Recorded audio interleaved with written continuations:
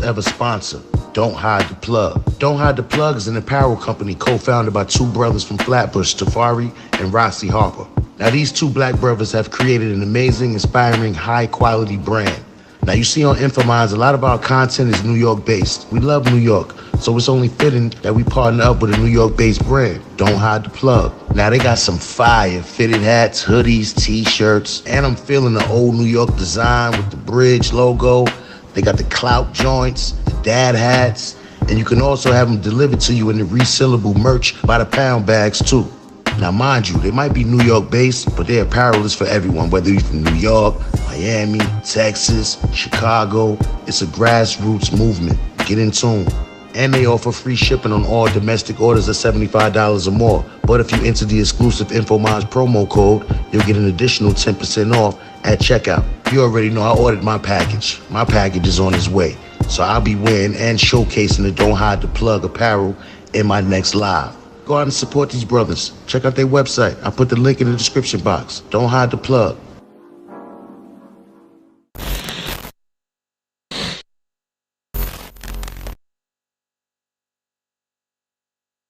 Triggering and hard to watch for some.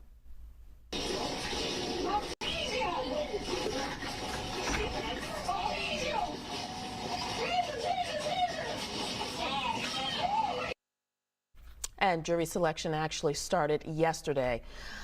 We paused that video right before that deadly shooting, which took place in April. Now, Wright was shot after being pulled over for an expired license plate and having an air freshener hanging in his rearview mirror, which police claimed obstructed his view. The former Minnesota police officer claims she mistakenly grabbed her gun instead of her taser when she tried to restrain Wright. Kim Potter has pleaded not guilty to first and second degree manslaughter charges. All right, joining me now to help us break this all down, because it's a lot to break down and understand, of course. We bring in our panel. We got Deputy Executive Counsel to Louisiana Governor John Edwards, Leslie Ricard Chambers. We also have Attorney William Wagstaff III. He's no stranger to BNC. And, of course, our BNC Chief Legal Correspondent, Laura McNeil. It is a pleasure to have all of you, and thank you for taking the time out to help us understand this complicated case. So, William, you are the odd man out. We'll start with you, sir. What can we expect from this trial? Well, I think this is going to be interesting publicly to see how people react against the backdrop of what we just had with the Arbery trial, against what we had in relation to the Rittenhouse trial. And I think that this is distinctively different. And for me as an attorney, it's a bit intriguing, because the law here is going to be very difficult, in my opinion, for the prosecution to prove. They have two counts. They have the first count, which they're going to need to prove recklessness if they're going to prove that. And I don't know that you can say that something is reckless if the jury believes that she actually mistook and was mistaken about having an actual taser versus a gun. I don't know that you can be reckless if you don't realize that you even have a gun in your hand. As it relates to the second count, you have to determine whether or not there was unreasonable risk.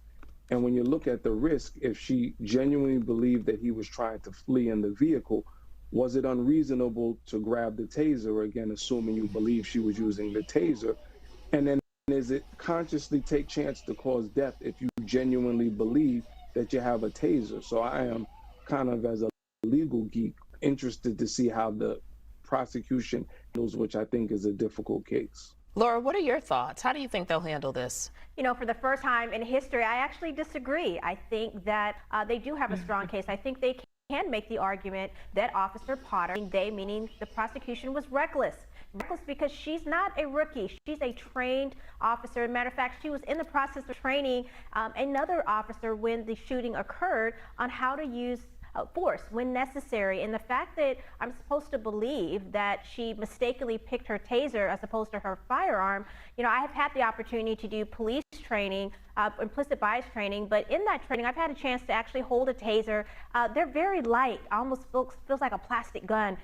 The weapon itself is very heavy. There's a distinct difference. And so I think that it will be easy for the prosecution to establish that, you know, she had a responsibility and she was reckless and that she endangered the life of Daunte, and that recklessness was unreasonable for someone with her level of experience, and that she should be held responsible at a minimum for second-degree manslaughter. Not so sure about that first degree.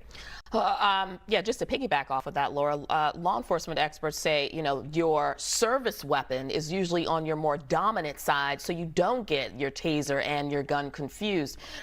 Leslie, what are your thoughts about this? What if this was an officer in your state?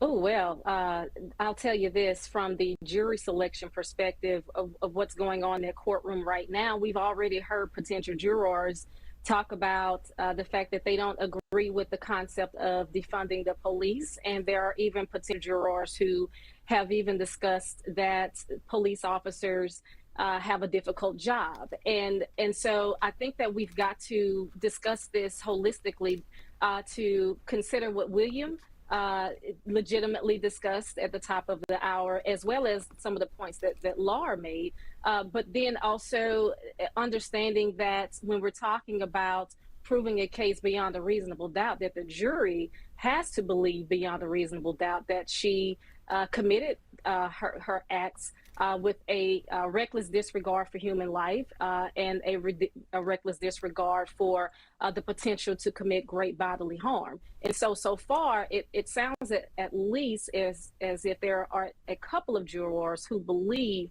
that police officers, A, have a tough job as it is, and B, that their concept of what they believe to be defunding the police, or at least the title, is one that causes some I guess, uncertainty or some reason of uncomfortability with these potential jurors. So that's something that we've got to think about as they continue to select these jury persons. Yeah.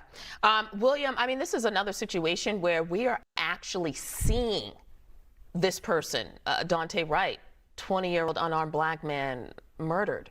I mean, just being pulled over. Talk about how important this video is, and also the words of Potter herself, where she says, you know, I mistakenly pulled the weapon and I'm going to prison. How important is that going to be for this trial? And that, truthfully, is what changed my perspective. When I first heard about the case, I was of the belief, okay, you've been on the force for a period of time. You're not a rookie. The weight difference, I have also trained police officers and know that they have the taser on the non-dominant side. But what for me was interesting, or which kind of shifted my perspective a bit, was what we would consider the excited utterances, where she was saying, I'm gonna tase you. She shouts out, taser, taser, taser, which is generally a command that you would give, or you would be shouting that to let your partners know that you're about to deploy the taser so that they don't get hit accidentally. And then she's still saying, I'm gonna tase you, and then she shoots it one time, not multiple times, where she's just firing off. And if you're saying that she should have known the difference, or you're trying to impute criminality, then that means she was calculating this throughout. You're then accusing her of calculating this throughout and saying on the body camera, setting the tone, taser, taser, taser, and then even at the end, the OS, and I'm going to jail. To me, those happening contemporaneously with the actions make it a little bit hard of a sale to me that this was a calculated murder. Yeah. Laura, are we going to go for two with you disagreeing with William on that? No, I think William has made some excellent points in terms of that excited utterance, and that will make an influence on the jury. I think, again, if I was prosecuting this case, though, I would really focus on the fact that she took an unreasonable risk with that firearm, that she was a seasoned police officer, and she was reckless. And so I don't think, again, that first-degree manslaughter charge has a chance, but I will put my bets on that second-degree manslaughter charge. So, Leslie, I want to actually direct this next question to you, right? All right, have been presented with race-related questions. Are they appropriate? I think that when you think about the concept of the Batson challenge and ensuring that folks can be fair and impartial, you have to ask those questions, because if we can all remember, this is one of the incidences that occurred during the weeks, months, if you will, after the George Floyd incident, and then, of course, all of the other incidences that occurred across the country relative to Ahmaud Arbery, relative to Kyle Rittenhouse. And so you have this cluster of scenarios happening across the country involving Blacks, minorities, and police. And so the questions that are being posed to the jury really are testing their level of reasonableness, if you will, because reasonableness is shaped by our life experiences as well as our ideologies. And so not necessarily knowing what those specific questions are related to race, I think it is reasonable for both the prosecutors as well as the defense attorneys to ask them poll questions regarding their perspectives of the climate, regarding not just social justice, but also police relations within those communities. And so those answers are going to be relevant to both sides to determine whether or not they're going to use a challenge for cause or a peremptory challenge to remove any potential jurors from this case. Because we've got to establish that fair and impartial jury, right? And the only way to do that is to ask those hard, tough background questions. Yeah, and that actually brings me to you, Laura, because I know you have a background in implicit bias training as well. You mentioned it earlier. So what type of responses would get someone kicked off, get someone kicked out and not put on this jury? Yeah, Tashani, essentially any response that shows that those jurors cannot be fair and impartial, that they cannot come to that jury stand with what I like to call a clean slate and be open to just listening to the facts and applying it to the law. You don't want a situation where jurors are coming in with preconceived, where they already have guilt in their minds or not guilty in terms of Kim Potter. And that's why they asked the jurors, for example, have you heard of Daunte Wright? What are your perspectives? Are they positive? Are they negative? Explain. Have you participated in any Black Lives Matter protests or demonstrations? And so they're just trying to make sure that they can uphold the Constitution and that that defendant, which in this case is Kim Potter, gets a fair and impartial trial.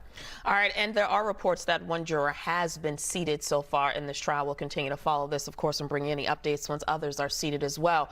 All right, William, so we'll go to you. What's the defense's strategy? And talk about how they'll be able to actually convince the jury for an acquittal.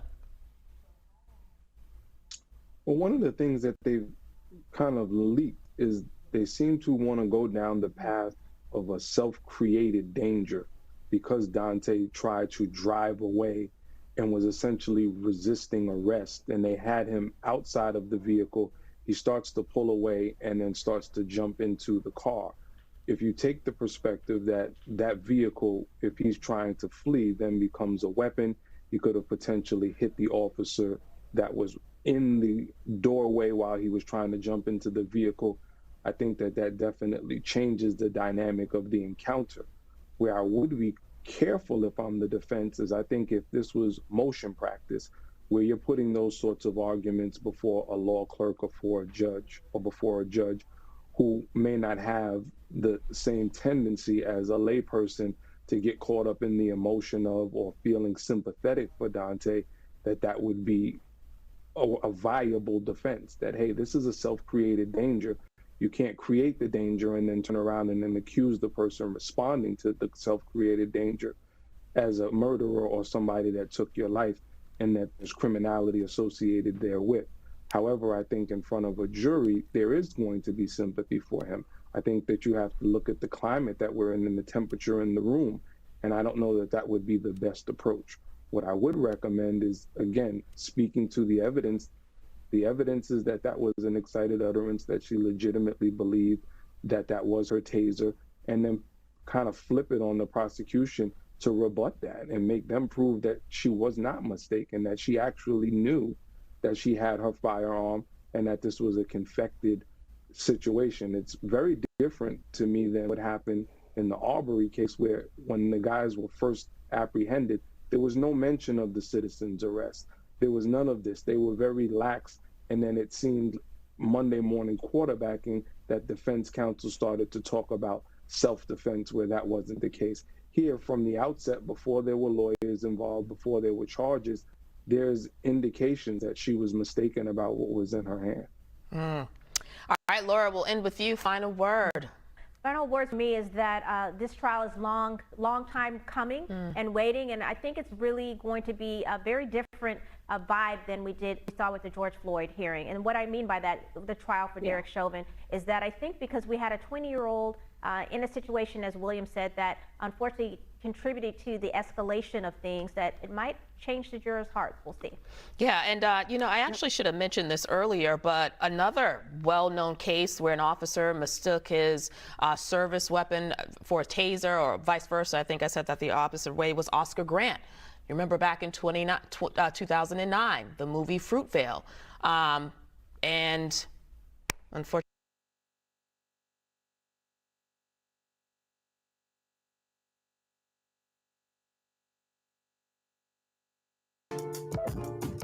Peace community, peace community.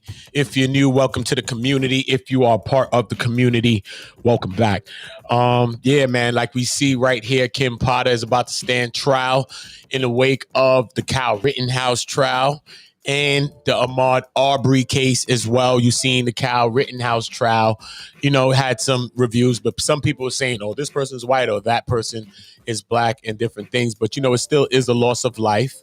The defendants are all, white, right? So, it just, people want to see what's going to happen, just like in the Chauvin case. They always want to see what's going to happen. And a lot of times we've seen so many cases that we become desensitized and think like, is it going to be justice this time? Is it going to be justice that time? And we're always like threading a needle. You know what I mean? It seems like we're all threading a needle and we're all under this same thing, the same feeling. And, they even brought up the last time, which was 2009 with the Oscar Grant, the Fruitvale Station. She called the movie Fruitvale, but it's called Fruitvale Station because that's where, he was shot and killed by the BART police, right?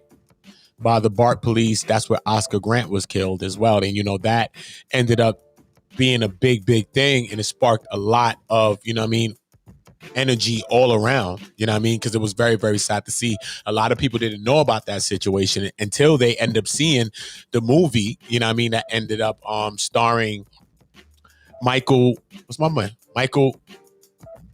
B. That's starring Michael B in there, right? So yeah, man, our hearts goes out to all the victims. Our heart goes out to Daunte Wright. Tell me what y'all think about this situation though. Do y'all think that Daunte and his family will receive justice?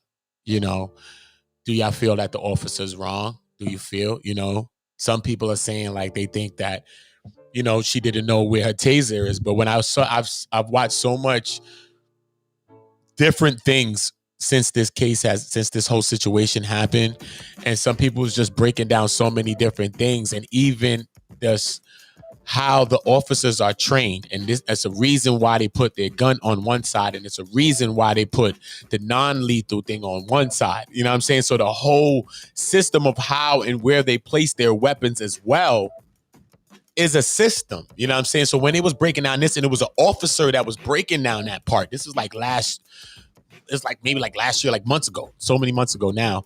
But it's so crazy though when it was an officer it took to really break that down. And I was like, wow, when I really thought about that, us not being people that, we're not police or nothing like that, so we wouldn't think about that. Maybe if a person's a lefty, a person's right, it's a certain thing. But the way that in that officer's precinct, the captain, the person that runs that precinct, this is a protocol thing. So I don't know if this is protocol throughout all precincts, but this is what the captain or whatever they was saying. Like, this is the protocol, is that they put their non-lethal on one side and they put their lethal weapon on one side, so you always know and can't make the mix up. You know what I'm saying? But then that same captain still went on to say, like, but if my officer did it, then my officer did it because, like they was acting in the sense of how they were supposed to be acting, something leaning towards that way. You feel me?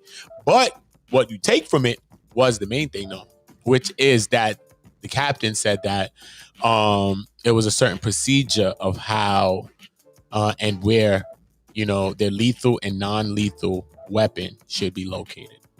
You know what I mean? So when I heard things like that, it was very eerie. It made me think like, damn, was that done on purpose? I ain't gonna hold you. You know what I'm saying? Because he pulls out the weapon. You see it from the very beginning of this video. I don't even like replaying stuff like that. You know, sorry if it gives anybody trigger warnings. You know, I didn't. Boy, I thought I skipped a little bit past. You know what I mean? Honestly, because I didn't really. You know, I get anxiety by seeing certain situations like that. You know what I mean? You know, just wanting to make it home to your child. You know what I mean? Your family, and like we all do. You know, like we all do. So most definitely keep the family in our prayers. And you know, who wins, who loses, right? Who wins, who loses. But what we do know is that Daunte lost. Daunte lost his life, and his child lost their dad, and their family lost Daunte. You know what I mean?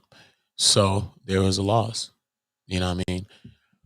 So, you know, I look forward to hearing what people got to say about this whole situation. I don't want to make this video too long, but I do want to look for y'all in the comments telling me what y'all think about this, telling me if y'all think it's going to be some justice, what y'all feel about the situation, you know, in the light of, in the wake of like coming after the Ahmaud Arbery case right now. And there's so many other cases that's going on. It's another one as well that I thought I uploaded it the other day, but I didn't, but I'm going to go back and find it and upload it again.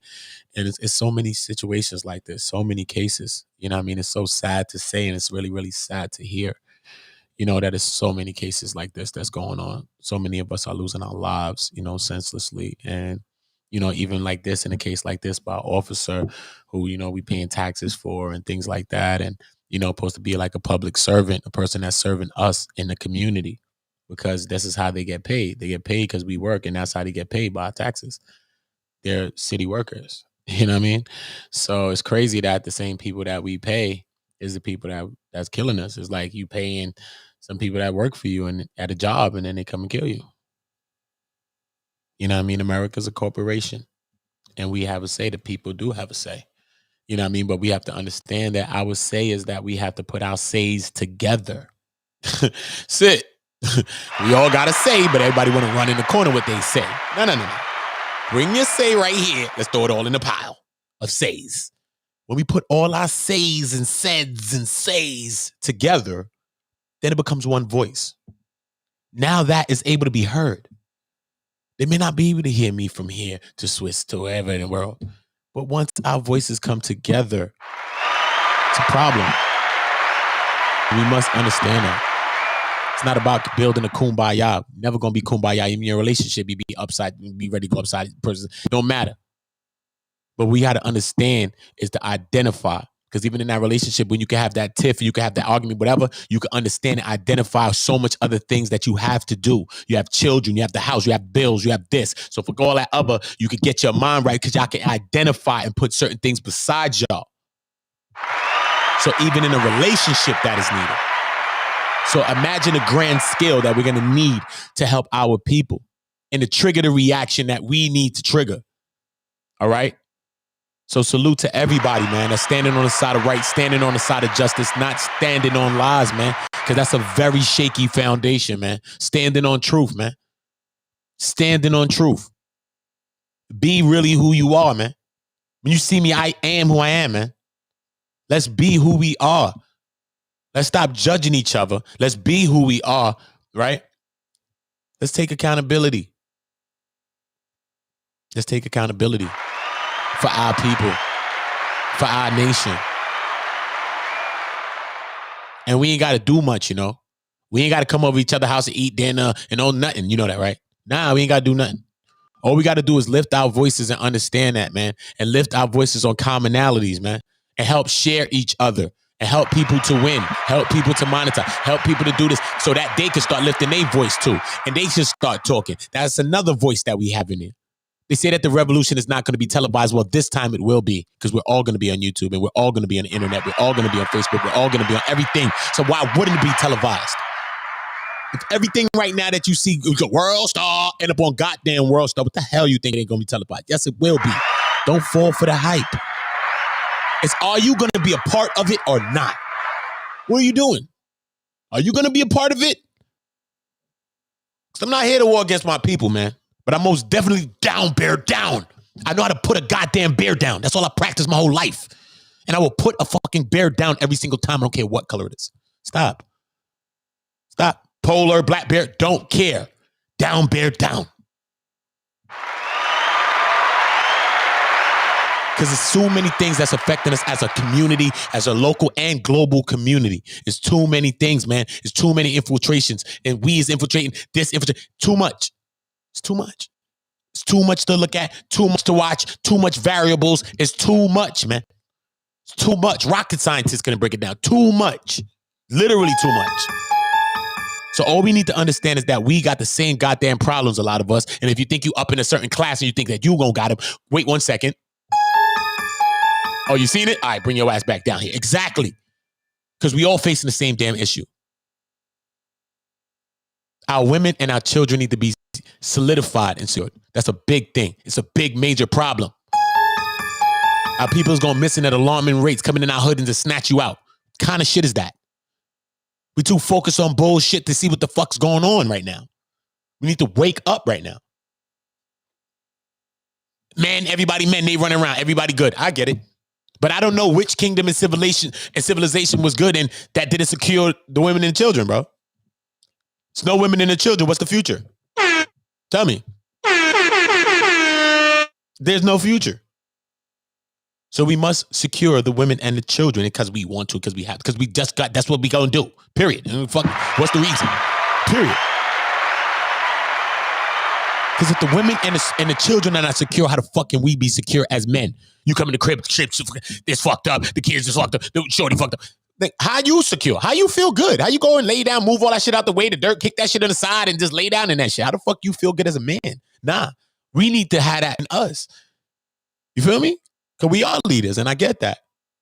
But we're not so much leaders that we can't be led as well, right? And we're not so much leaders that not only men can lead us, but women can also lead as well too, right? Depending if the thing is sounding right? It don't matter. Who have the good thought? What thought makes sense? What thought makes sense? Don't just use people's thoughts sometimes when it makes sense and sometimes when it don't. Don't use the woman thoughts when it's good, when she got the business savvy, when she went to school all her fucking life and she know all the shit. When I was fucking selling drugs all day and she know all that shit and use her fucking brain and juice her fucking mind. Feel me? We got to understand each other. We got to highlight each other. Everybody want to understand talent. Everybody think they talented. But I'm going to tell y'all this right now. You know what's one of the greatest talents is to discover other talent in other people or to highlight a talent in another person. They say, damn, I didn't even know I was good at that. Hell yeah, you good at that shit. You good. Man, you great. And you can do more, you know? And I'm going to help push you. What about if I help you? What about that? So remember what I just told you. I ask 1 million people every day. I've at least asked 1 million people, what is your talent? And here so many people say, I don't have one. I don't got one, bro. You bugging. Whatever. Don't even know the great things that they do every single day. Don't even understand why people salute them every day. Don't even understand why they got the goddamn friends that they have right now. Don't understand why they knew somebody from fucking second grade. And now they done came back and see them and they run into you like they seen you yesterday and it was second grade. What are you talking about? You think everybody get that energy? That's a talent too. So you got to start to understand that we gifted people, man. We are so multi-gifted, man. We have to light up because that's what we are designed for. We are light beings. We get our energy from that sun. Don't ever play, man. It's real deal Holyfield. Even with that Ab J and all of that, the jab and all that. What you talking about? Stay in the brib. They don't want you to go out hit that sun. They don't want to hit that sunlight. Stop playing with me. It's real, you know. It's real. One love, one voice, one community, man. We must understand that we are one love, one voice, and one community. I appreciate everybody. I'm about to play a record off my new album. It's called Real Ones, and this is for all the real ones, man. In this time right now, so many crazy things, so many people that I've lost myself, man. I'm telling you, man, shout out to everybody that's still a real one. Bad relationships, broken friendships, all types of stuff that'll make you change. You done did things for people, all type of things, friends, kids, girlfriends, boyfriends, whoever you have in life, all kind of stuff like that. But you still remain to be a real one. And sometimes people look at you like, yo, you stupid, yo, you dumb, but you so real that you just can't make people change you. That's how goddamn real you are. I'm gonna give you that applaud right there.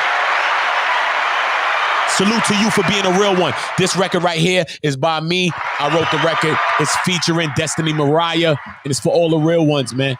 For all the real ones, man. If you have a real one, appreciate that, man. Sometimes you never get a chance to meet a real one. Sometimes you can't. You lost a real one in you. We be trying to find a real one back in ourselves. Because people don't play games with the energy. But don't worry about it. Regardless of who play game with your energy, don't you play games with your energy. You believe in yours. You believe in you. Because that's where it starts from. Because everybody try to chop you down like a tree. And they're trying to chop it down. They chop you from the high, though. They don't chop from the low. They chopping you from your head. They chopping from the high. Your insecurity, they're trying to beat you down. They're trying to beat you down. So we got to stay confident. We got to stay what? Real ones. Shout out to real ones. You already know this is me featuring Destiny Mariah. I wrote this and featured her. And welcome to, my new joint, my new album. Real love is golden. Black love is golden. Don't give up.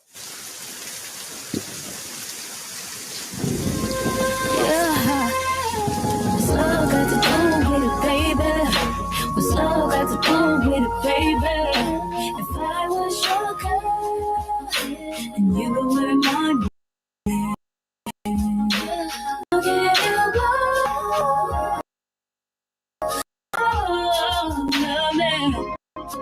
if you give me love.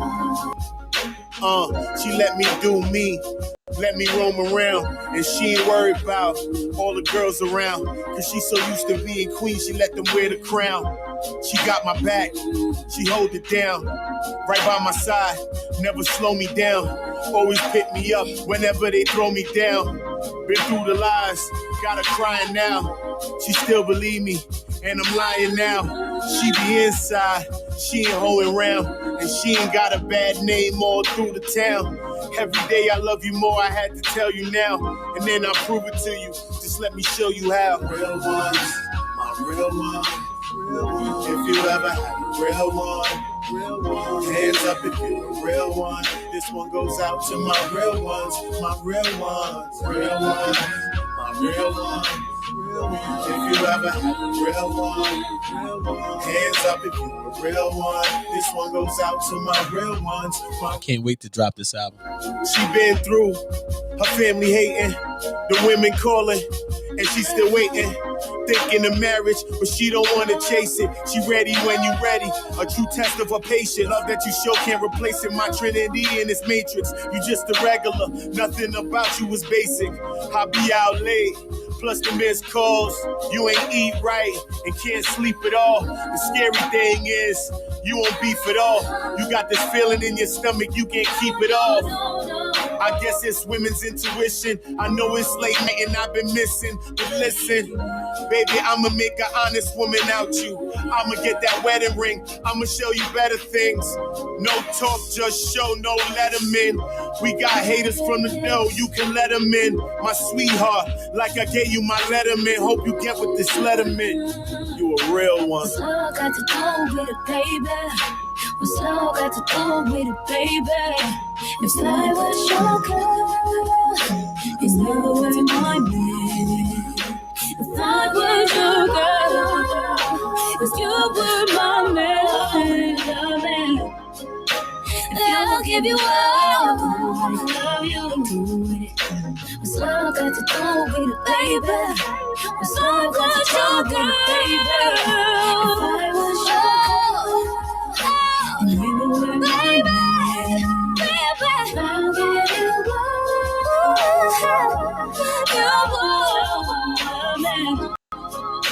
all, you give me love you.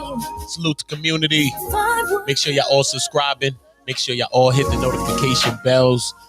I'm shooting a bunch of videos. It's crazy. I'm about to shoot the video, the one with me and Mano. It's crazy, man. So it's a lot of good work going, on screen, off screen. Salute to everybody. Couldn't do it without y'all. Shout out to all of y'all for being real ones. I appreciate y'all. Honestly, from my heart to the Most High, to the ancestors. I appreciate y'all. One love, one voice, one community.